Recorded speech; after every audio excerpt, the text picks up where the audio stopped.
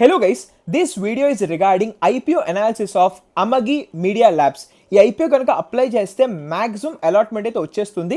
నేను అప్లై చేస్తున్నాను లేదా ఈ వీడియోలో మొత్తం ఎక్స్ప్లెయిన్ చేస్తాను, జాగ్రత్తగా చూడండి.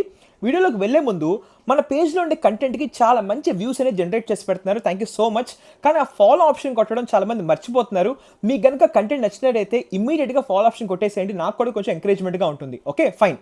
ఈ కంపెనీ వాళ్ళు వచ్చేపాటికి ఈ సాస్ బేస్డ్ యాక్టివిటీస్లో ఉన్నారు అండ్ క్లౌడ్ బ్రాడ్కాస్ట్ అనేది చేస్తూ ఉంటారు. కింద స్క్రీన్ షాట్ అటాచ్ చేస్తాను, జాగ్రత్తగా చూడండి వీళ్ళు ఏం చేస్తున్నారని చెప్పేసి. ఐపీఓ సైజ్ వచ్చేపాటికి కొంచెం పెద్దదే, దాదాపు 1800 crores అయితే రైస్ చేద్దాం అనుకుంటున్నారు. దాంట్లో 1000 crores వచ్చేపాటికి offer for sale, nearly 800 crores వచ్చేపాటికి ఫ్రెష్ ఇష్యూ. ఐపీఓ డేట్స్ వచ్చేపాటికి నిన్న, ఇవాళ, రేపు లేదు కాబట్టి ఫ్రైడే వచ్చేపాటికి లాస్ట్ డే. మీరు కనుక వీళ్ళ ఫినాన్షియల్స్ని జాగ్రత్తగా అబ్జర్వ్ చేస్తే చాలా చాలా టెరిబుల్గా బ్యాడ్గా ఉన్నాయి. చాలా లాసెస్లో ఉన్నారు చాలా ప్రీవియస్ ఇయర్స్లో. కానీ ట్రెండ్ ఫాలోయర్ ఏంటంటే జస్ట్ ఐపీఓ పెట్టే ముందే సడన్గా వీళ్ళు ప్రాఫిట్స్లోకి వచ్చేసారు. ఓకే, ఇలా ఎక్కువగా లాసెస్లో ఉన్నారు కాబట్టి సెబీ రెగ్యులేషన్ ప్రకారంగా రీటైలర్స్ ఓన్లీ 10% మాత్రమే ఎక్స్పోజ్ అవ్వాలి కాబట్టి రిటైలర్ కోటా వచ్చేప్పటికి ఓన్లీ 10% మాత్రమే.